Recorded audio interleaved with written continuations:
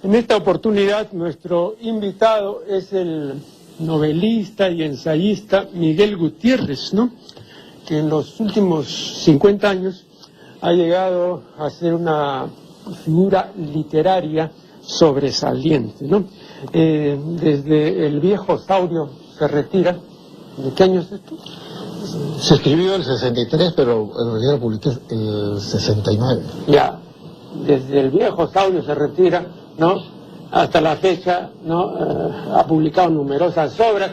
Este año, según me ha informado, se publicará la edición definitiva de un libro que se publicó hace 19 años, ¿no? La violencia del tiempo. La violencia del tiempo, sí. Eso era la edición definitiva. También ha publicado numerosos artículos y ensayos, ¿no? De modo que nuestra complacencia a Miguel Gutiérrez por tenerlo como distinguido invitado en esta ocasión. Bueno, recientemente se ha publicado una de sus obras, la segunda edición, Poderes Secretos, ahí dice en Huancayo. Sí. Ajá. Se presentó una situación muy particular, me invitaron a Huancayo y se acercaron unos editores muy jóvenes. Ya. Y me propusieron pues publicar con ellos esta novela corta, ¿no? Entonces decidí hacerlo con ellos para apoyar, porque era una editorial muy joven, jóvenes muy entusiastas. Además quería que, como los personajes centrales, Garcilaso y Blas Valera, son andinos, quería que saliera una edición andina. Y pues me encontré también con el diseñador de la carátula, que es un pintor, José Sánchez, después de muchos tiempos. Entonces todo eso hizo que me decidiera publicar con ellos. Lo he hecho con mucho gusto, además, ¿no? Bien, entonces en esta ocasión vamos a conversar sobre esta nueva edición de Poderes Secretos. Entonces, el primer punto que someto a la consideración de Gutiérrez es el siguiente. Michel Crozier, en un libro que se llama La fabricación de hombres, dedica un capítulo a la pasión de la normalidad. Así lo titula, La pasión de la normalidad.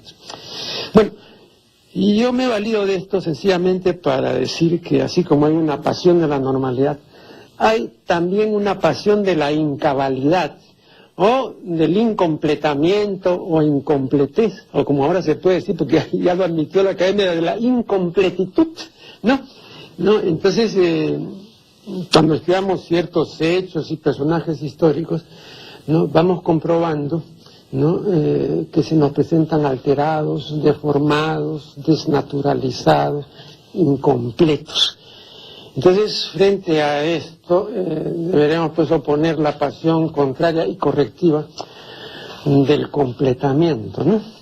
Porque solo así tendremos de esos hechos y de esos personajes una imagen más real, menos deforme, ¿no? Ahora bien, todo esto viene a cuento porque quiero preguntar a Miguel Gutiérrez lo siguiente, ¿no? Con la sola aclaración para quienes no han leído la obra Poderes Secretos, ¿no? Que en esta obra los personajes, por decirlo así, son Garcilaso y el padre Blas Valera, ¿no? Bueno, lo que quiero preguntarles, a su juicio, ¿en qué medida mayor o menor Garcilaso desfiguró o falseó la realidad del Imperio Incaico?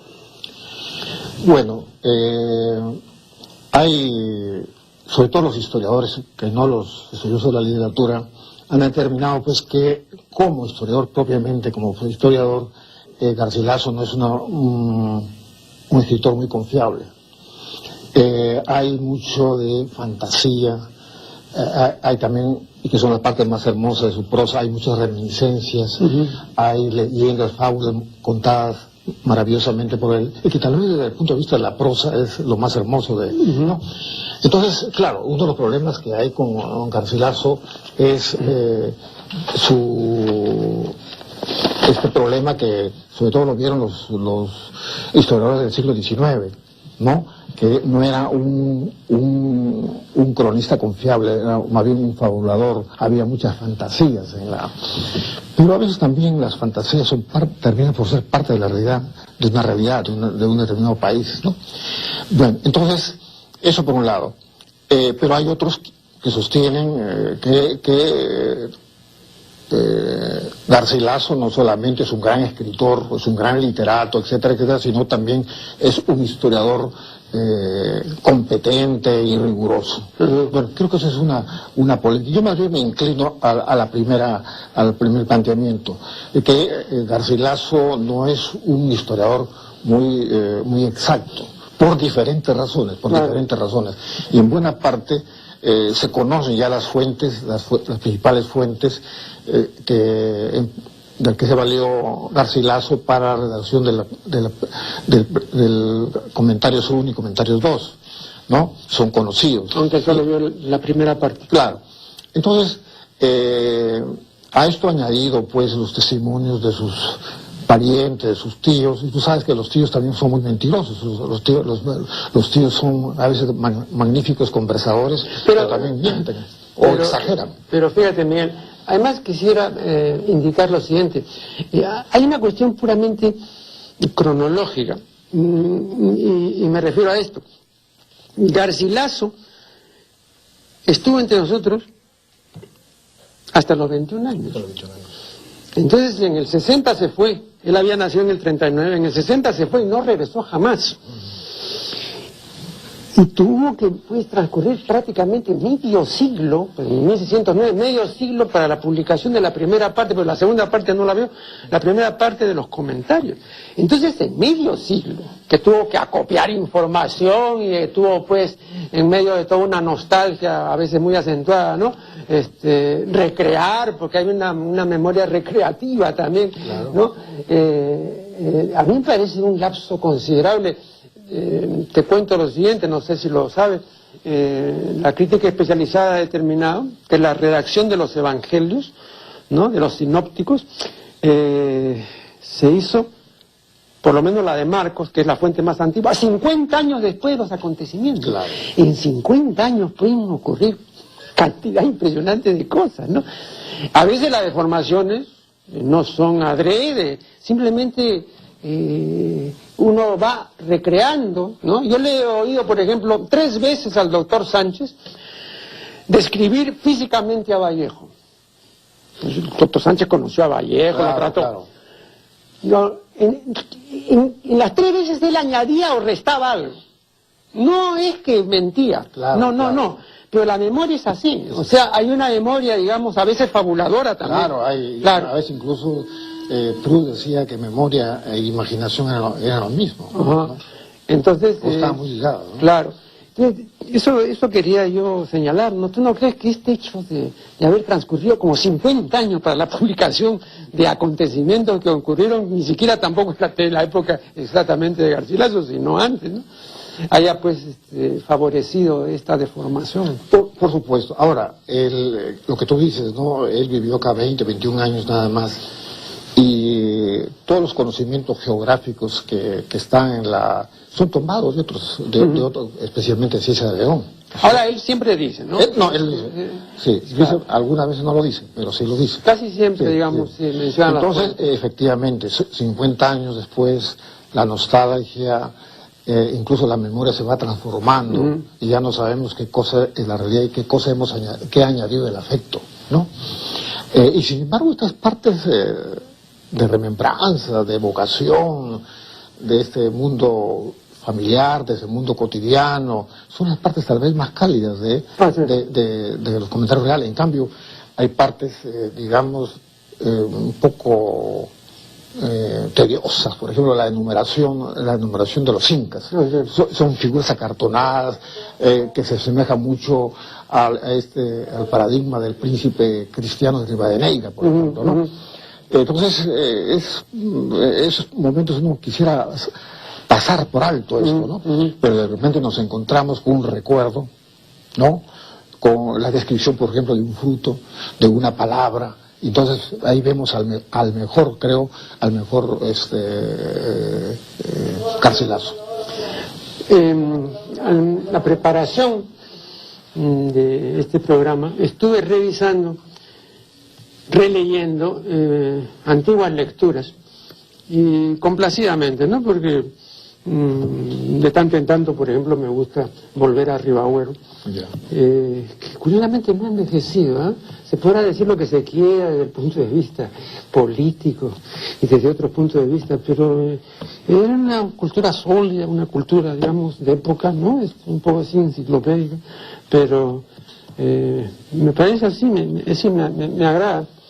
Cosa que no necesariamente ocurre con Porras, ¿no? Yo no he podido leer los discursos, por ejemplo, parlamentarios de Porras, nuevamente ya no se puede releer, ya se me han caído las manos, ¿no? Pero uno puede leer ahora cosas de Ribagüero y no se le caen en la mano, o menos a mí. Bueno, no, él decía, me parece con justa razón, y lo recuerdo rápidamente, que Garcilaso sufrió 3 deformaciones. La versión de Garcilaso estuvo sujeta a 3 deformaciones. La primera, la de los Quipucamayos, ¿no es cierto? Que solamente conservaron aquello que era favorable o aquello que podía resultar halagüeño. Luego la deformación de los propios parientes de Garcilaso, que le comunicaron noticias y cosas, pero solamente desde un punto de vista, ¿no? Y callaron otros, ¿no? Y luego la deformación del propio Garcilaso, o sea, ¿no? Este carácter, digamos, poético, embellecedor, ¿no? Sin mala intención, pero deformante, de una realidad que nos presenta a veces pues casi idílica, ¿no? Entonces han sido 3 deformaciones, ¿no? Hay que ser consciente de esto, pero ya la crítica especializada y gente seria como Ribagüero ya había advertido esto, ¿ah? O sea, creo que no se han engañado tampoco, ¿no? Ni tampoco las impugnaciones que se han hecho, donde se le trata prácticamente de falsario, cosa que me parece absolutamente excesiva, ¿no? Ni tampoco, pues, los encomios que me parecen a veces ditirámbicos, ¿no? Habría que ver qué justo medio. Porras, a quien nos hemos conocido, por supuesto, dijo algo que me parece muy justo, y que tú lo conoces porque tú has leído, por supuesto, y más de una vez, los cronistas de Porras. Dice, el testimonio de Garcilaso no es falso ni mendaz, es unilateral. Hay ahí una diferencia bien importante. Él dio la versión del Cusco imperial, una versión oficial, pero no es una versión mentirosa, es su versión que hay que, pues, ¿no? Cotejarla con otras versiones. Pero en esa medida creo que tiene razón Raúl Porras, ¿no? Es unilateral. Vamos a seguir conversando de esto después del siguiente corte. Estamos dialogando con el novelista Miguel Gutiérrez sobre la segunda edición de Poderes Secretos. Hace un año, poco más o menos, si no me equivoco, entrevisté a Juan Gargurevich, que había publicado una nueva edición, creo, o la primera, no recuerdo tantos libros que ya y que estoy leyendo siempre, de un libro muy interesante, no sé si lo conoces, que se llama La comunicación imposible, ¿no? Bueno, y él se ocupa acerca de la comunicación entre invasores e invadidos, o entre conquistadores y conquistados. Y dice, entre otras cosas, lo siguiente, leo textualmente: la imposición brutal no solo fue para buscar oro y esclavizar, sino también para denominar a todo lo nuevo que hallaban los españoles. La comunicación en el Nuevo Mundo se hizo entonces por medio de una mezcla de malentendidos, distorsiones, voces mezcladas del español y los dialectos o idiomas nativos. Las traducciones de los misioneros, muy forzadas, contribuyeron igualmente a la incomprensión, a lo que ayudaron los llamados indios ladinos, que con frecuencia malinterpretaban tanto el castellano cuanto el idioma que hablaban. Bueno, y uno de estos indios ladinos, como tú sabes muy bien, fue Felipe, ¿no? O también llamado Felipillo, del cual Garcilaso se expresa desapaciblemente, ¿no? Porque dice que no conocía bien ni el propio ni el ajeno idioma, que era, creo que un indio de Puná, pero que traducía como le daba la gana, Y lo que se le ocurría, pues decían, ¿no? Y entonces pone Garcilaso el ejemplo, que es muy simpático, una oportunidad en que tuvo que traducir la expresión Dios trino y uno. Ya. Y entonces encontró ante Dios trino y uno y tradujo de la siguiente manera: Dios 3 más 1, 4. Entonces, en lugar de comunicar la idea, ¿no?, de tres personas distintas y un solo Dios verdadero, o sea, pues un solo Dios, comunicó la idea de que había 4 dioses. Creo que este ejemplo, como muchos otros, ¿no?, es indicativo de que era prácticamente imposible comunicarse por señas. No sé, ¿no?, qué consideraciones podrías elaborar al respecto, porque gran parte de toda la malcomprensión que hubo es una comprensión de carácter lingüístico, ¿no?, primero. Claro. Sí, pero quisiera referirme a lo que decías tú de Ribagüero. Ribagüero en realidad yo todavía leo y con interés sus obras, aun cuando no participe de su pensamiento. Por ejemplo, un libro que me gustó muchísimo y me ayudó para lo que yo estaba escribiendo hace muchos años es ese tomo sobre genealogía peruana, que es muy interesante. Es la genealogía de las familias que todas además son parientes con él. Claro. Y te enteras de muchas cosas. ¿No? Así que lo leo ¿no? También yo puedo admirar, digamos, los paisajes peruanos, pero para él el Perú pues son monumentos, arqueología, y no ve, por ejemplo, al indio concreto común y corriente, aquel que seguramente es el que lo conduce de un lugar a otro en las asémilas, de repente, ¿no? Entonces... Ahora, perdón, Miguel, yo creo que también no podía haber...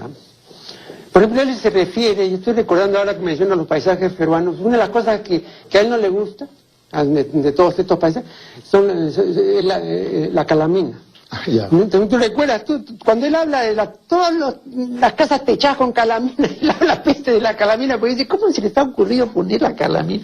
Porque es lo más antipaisaje que puede haber, ¿no? Sí, pero había otras cosas que creo, no es que haya sido adrede, no pueden ver. Claro. Como un tipo con la formación de él no podía ver cierta cosa. Es como si tú me dijeras, la gente del 900 no veía el problema de la discriminación racial ni nada, ¿no? Para ellos pues habría pues el problema, digamos, del indio, claro, ¿no? El problema indígena, como se llamaba entonces, ¿no? Pero Mariátegui y Palma y todos eran bien racistas. Claro. Entonces, estaba metido. A mí me ha contado aquí, donde está sentado tú, el doctor Fernando Silva Santisteban, que en paz descanse, ilustre antropólogo, que él recuerda perfectamente en la cajamarca de su juventud que por las aceras iban las personas y por las otras sendas simplemente apisonadas iban los indios, y no había una prohibición expresa que dijese, claro, que los indios no, y que a nadie le llamaba la atención. Ya. A él tampoco. Me decía, a mí no, te confieso.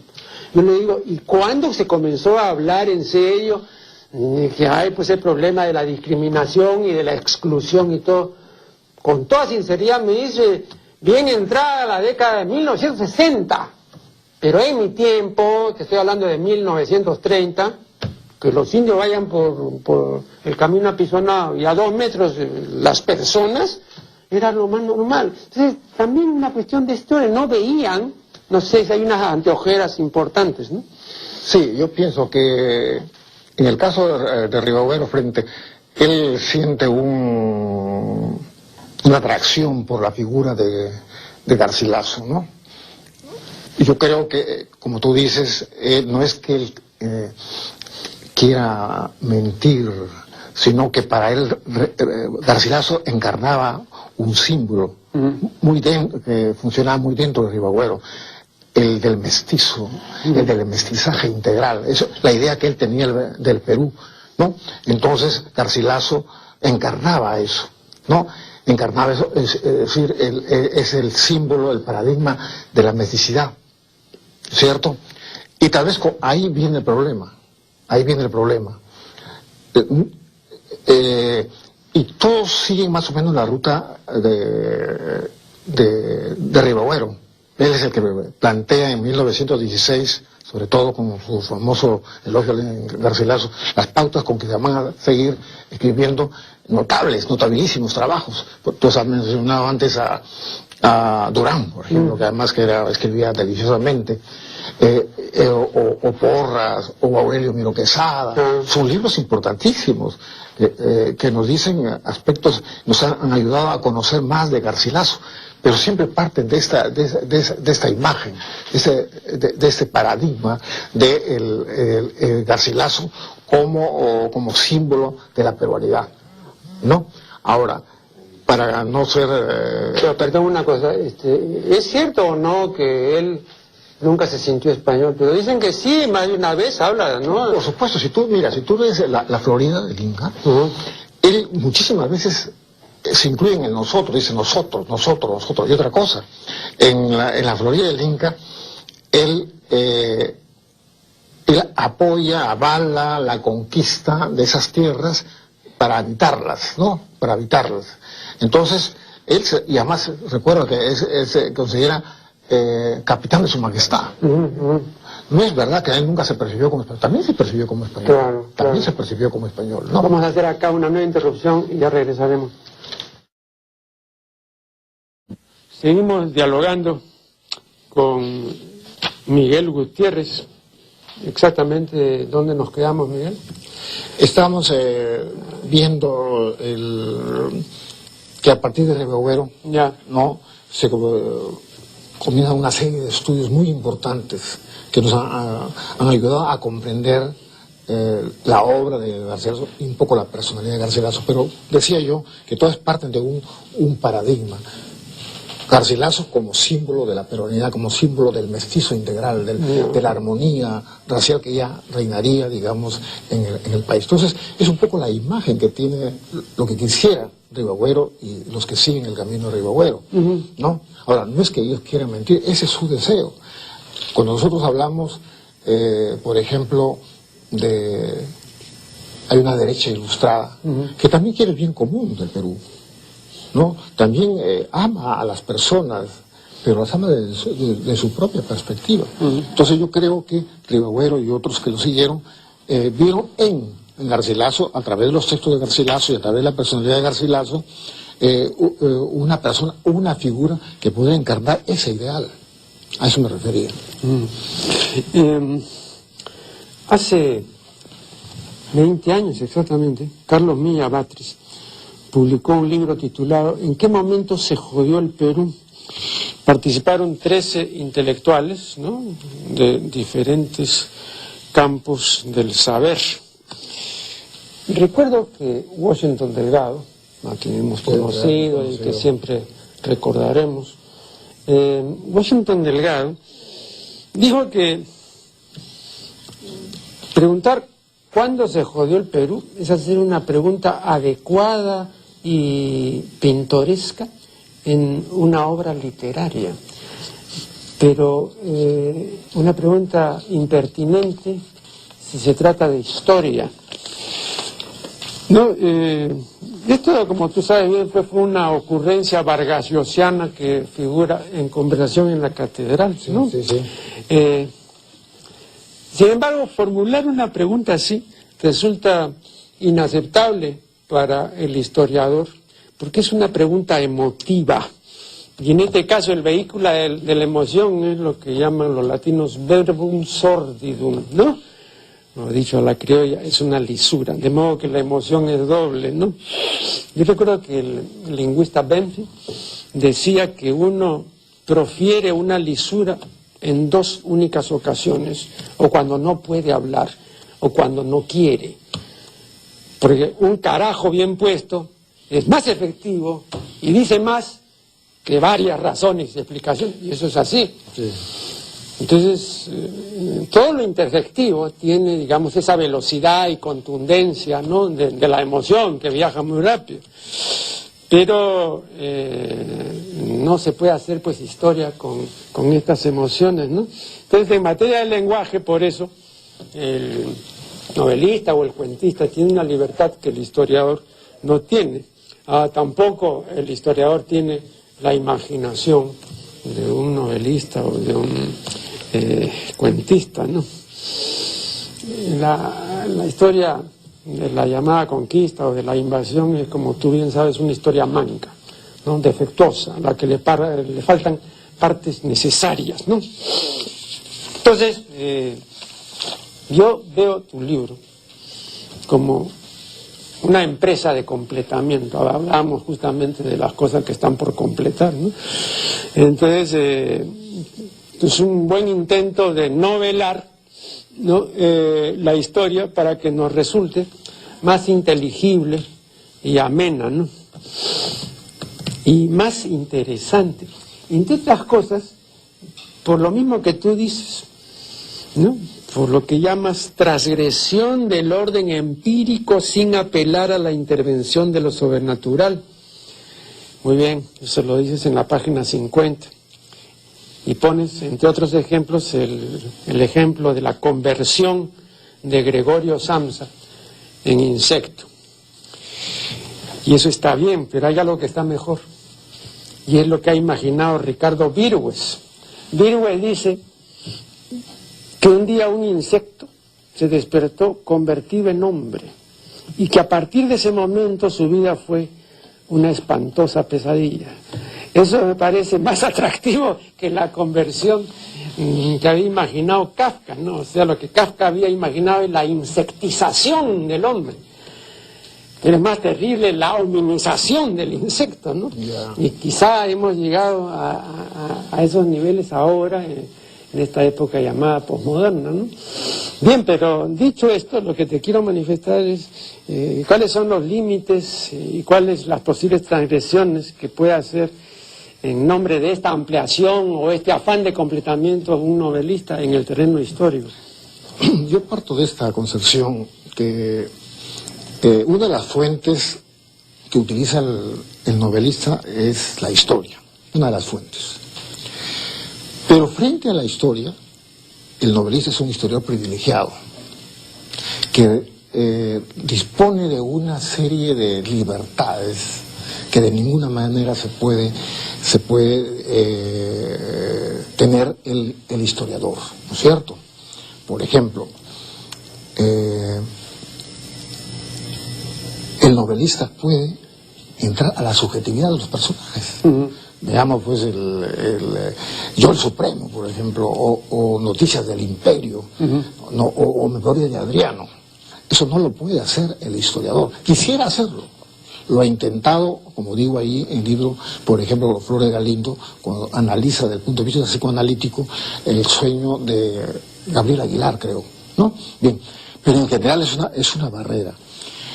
Otra cosa, ahora, el novelista puede cometer algunos anacronismos. Y pues tú no crees que ya, por ejemplo, estoy pensando, voy a mencionar un caso que se me viene a las mientes, y el autor es el mismo, me refiero al polígrafo español Gregorio Marañón. Él tiene una extensa obra muy importante sobre el conde duque de Olivares, ¿no? Y dice Conde duque de Olivares o la pasión de mandar. Ese es uno. Y luego tiene un libro bien interesante sobre Tiberio, y el subtítulo es Historia de un resentimiento. Tanto la pasión de mandar cuanto el resentimiento son subjetivos, ¿no? Entonces, y sin embargo el libro es de una abundancia de notas, de citas, todo el aparato crítico bibliográfico.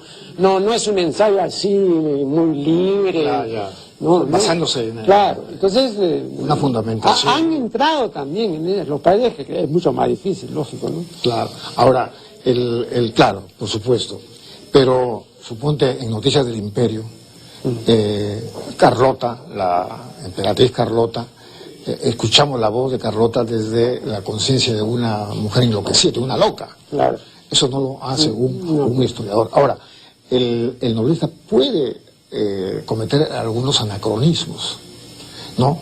Dice que un historiador le dijo a Carpentier, cuando publicó El siglo de las luces, le dijo, pero usted emplea, hay un personaje que se llama, no me acuerdo en este momento el nombre, fulano de tal, el Carpentier dice, en efecto, pero este personaje no vivió en ese siglo, porque era un personaje histórico, sino vivió 100 años antes. ¿Por qué ha hecho usted ese uso? Digo, simplemente porque me gustó el nombre. Pero la anécdota contraria es la que dice Carpentier. Dice que Carpentier, con el general en su laberinto, dio pues a leer a varios amigos historiadores.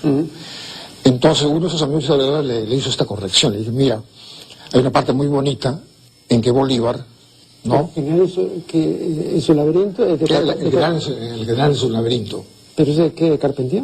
No, de García Márquez. De García Márquez. Claro. Entonces dice que trata sobre Bolívar, dice que Bolívar, una mañana en su hamaca, bajo un mango, sacó uno de sus dorados frutos, ¿no? El perfume, y lo describe, le dice, pero eso no puede ser, porque los mangos vinieron de la India por lo menos 10 años después de la muerte de Bolívar. Claro. Entonces comete pues ese anacronismo, como ese amigo que me estaba diciendo que comía un sándwich de pollo. Claro. No, en 1900. 1900, ¿no? Bueno, vamos a hacer acá un último corte y ya retornamos. Claro. Aquí entramos en el tramo o en la recta final de este diálogo muy interesante con el destacado escritor Miguel Gutiérrez en relación con el padre Blas Valera. Tú mencionas, entre otras cosas, ¿no?, todo ese afer que desencadenó la presentación de unos manuscritos, Laurensich, ¿no? Sí. Y luego las impugnaciones de superchería, en fin. Brevemente, para ilustración de la teleaudiencia, ¿cómo fue eso? ¿Y en qué terminó? Porque de esto hace 15 años, me parece, ¿no? 15 años. 15 años, ¿no? Justamente unos 8 meses después de la publicación de Poderes Secretos, me enteré por un periodista que había habido un evento de historiadores, de historiadores, convocado por Franklin Pease, el finado Franklin Pease, en la Católica. Y ahí invitaron a una historiadora italiana, Laura Laurencis, ¿no? Minelli creo que es, ¿no?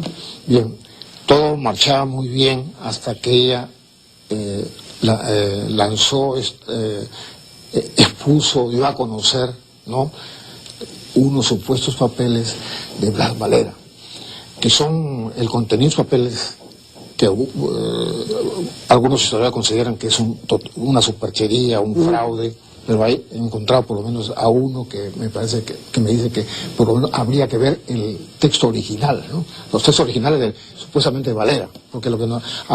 son fragmentos. Sí, lo que ha publicado ahora, no sé si tú conoces el libro de esa señora, publicado por la Municipalidad de Chachapoyas. ¿No? Tú sabes que Blas Valera es de Chachapoyano. Claro. Bueno, entonces planteaba algunas cosas explosivas. En primer lugar... Perdón, pero eran unas cuantas hojas en latín, ¿no? Bueno, Valera escribió en latín. Claro, lo que él traduce es, el traductor actual es en español.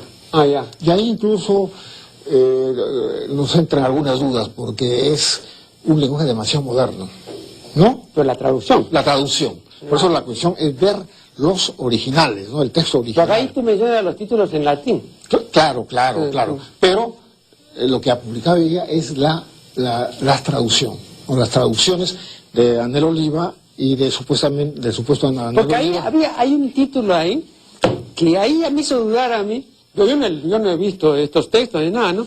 Pero el título es exactamente ese tipo de título que se pone en alegatos.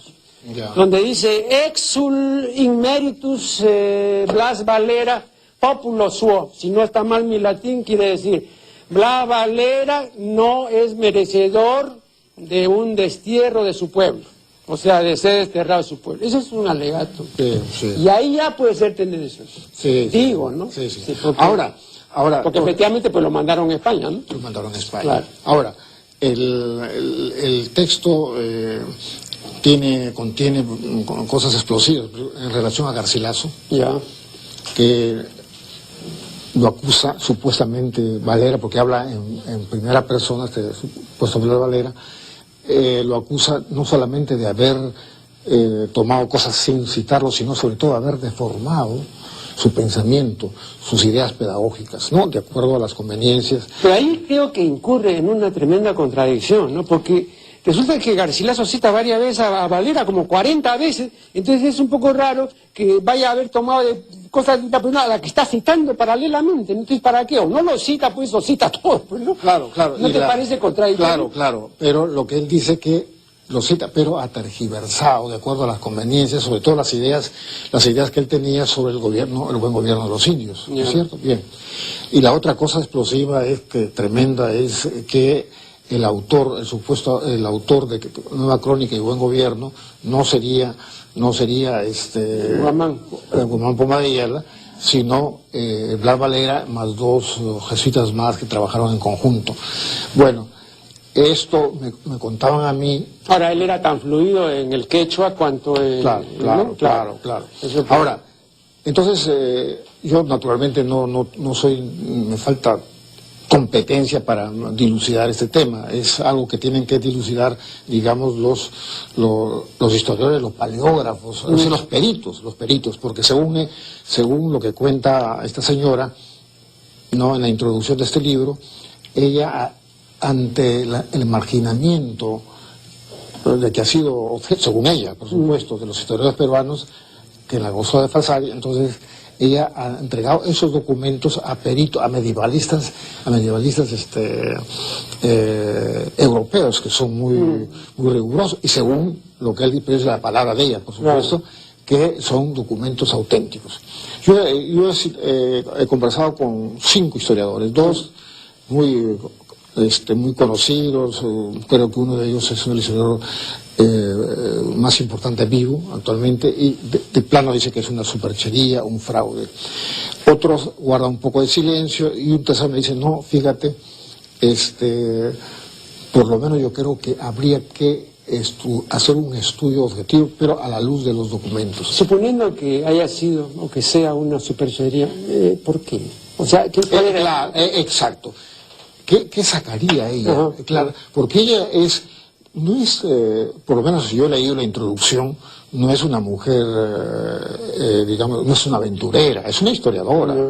Se nota que tiene un conocimiento más o menos profundo de ese momento de la historia, pero maneja la bibliografía, maneja los cronistas, por lo tanto no creo que sea exactamente una advenediza. Ahora, ella además ha ocupado cargos importantes como historiadora. Entonces, ¿qué es la pregunta que tú y yo también he dicho? ¿Qué ganaría esta mujer no? Al contrario, y de hecho, según ella, pues ha sido prácticamente declarada una especie de muerta civil, ¿no?, por los historiadores peruanos. Ahora, de repente, puede ser pues lo mismo que ocurre con los grandes falsificadores de pinturas famosas, claro, ¿no? Uno se pregunta, bueno, ¿y por qué ha ocurrido esto? ¿Quién falsificó? Y cuando se ha descubierto, generalmente es una persona que tiene calidades excepcionales en relación con la pintura, un gran conocimiento y todo. O sea, dicho de otra manera, es esa secreta complacencia de ver que una obra de arte, que es fingida, que no es real, pero que está maravillosamente bien plagiada, ¿no?, ha podido engañar a los doctos y a todos los entendidos, ¿no? Entonces, de repente puede haber sido una de estas cosas. Puede haber sido, o que otras gentes alimenten, ¿no?, su credulidad, ¿no? No se sabe, ¿no? Ahora, también esto supone, ¿sabes qué?, que la posición garcilacista o la imagen halagüeña, oficial, imperial de Garcilaso, necesita ya a estas alturas o en estas honduras de un correctivo. Y valerse de Valera era una manera más o menos, por lo menos en teoría, eficaz o posiblemente eficaz, de ir minando o desbaratando pues esta solidez garcilacista, ¿no? Claro.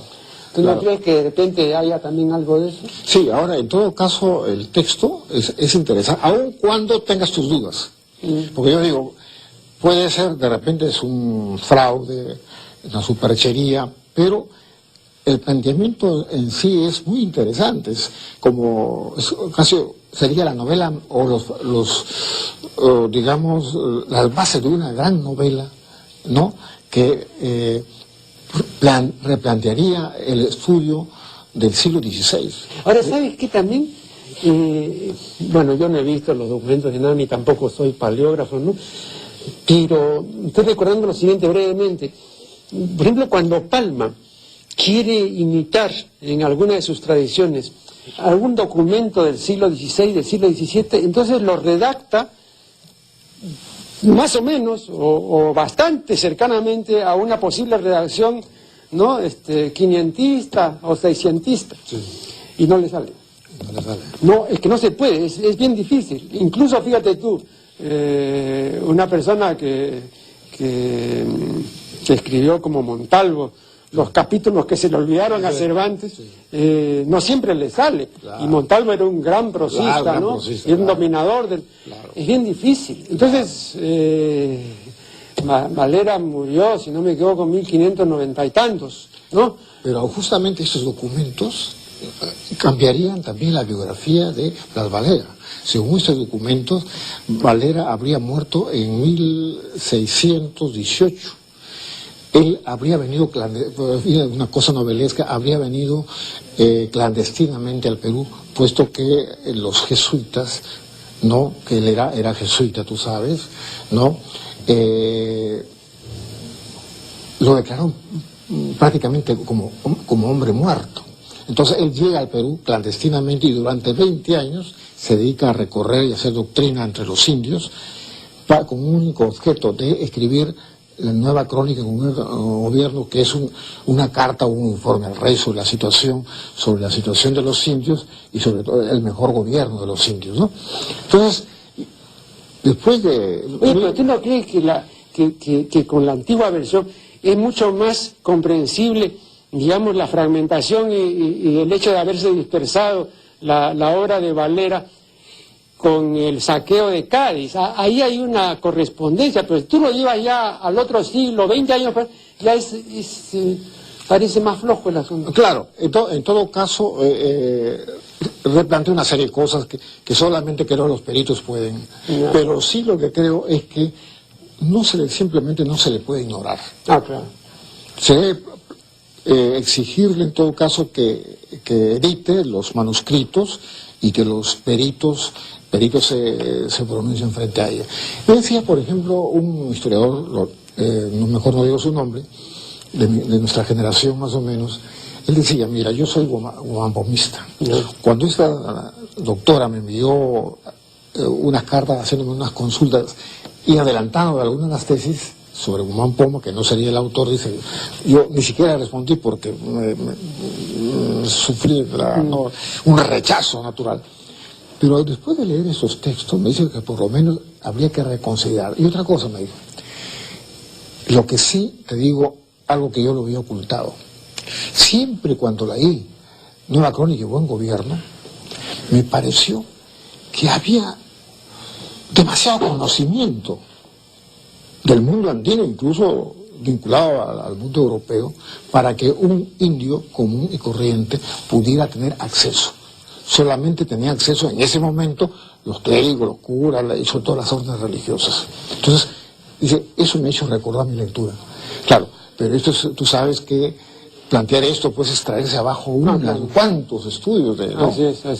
Así que es muy interesante. Bien, me indican que el tiempo se ha vencido, de modo que no me resta sino agradecerle profundamente a Miguel Gutiérrez haber venido a este programa para hablar de esta nueva edición de Sus Poderes Secretos. Es una obra que yo recomiendo porque primero se lee fácilmente, son pocas páginas. Digo todo esto porque no estamos en la época de lectura, estamos ahora en plena videocracia, ¿no? Que hay que insistir en la bondad de una obra como esta para que la gente realmente se dedique a su lectura. Será pues hasta la siguiente edición de La Función de la Palabra.